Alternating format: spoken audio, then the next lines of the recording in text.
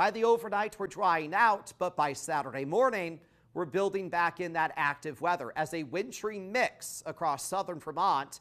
That band of precipitation makes its way northward by the afternoon across northern New York, Vermont, and New Hampshire, and it comes with some wet weather, some light rain shower activity. By Sunday, it's drier, but still a bit gloomy. There will be some peaks of sun the farther you are away from a coastal low, so northern New York and southern Quebec looking nice for Sunday. It's also warmer for everyone, with temperatures topping out in the upper 50s to near 60.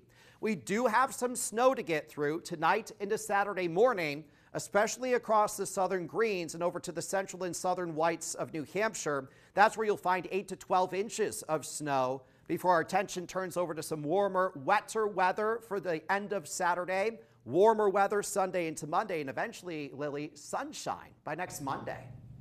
All right, so Alex, for this weekend, if we want to get some last turns in down the slopes, is this a good weekend to try and do that? I would say so, with an ample amount of caution as you head up to those ski areas and resorts this weekend, especially if you want to go down to any of the southern Vermont ski resorts and slopes. Mount Snow, Magic Mountain. I think Magic Mountain may have closed for the season already, but Killington, those areas are going to be slick first thing Saturday morning. So if you're thinking, if I get out early enough, I can beat the weather, that's not going to be the case in southern Vermont and the Upper Valley, but it will be the case the farther north you are in northern New York and Vermont.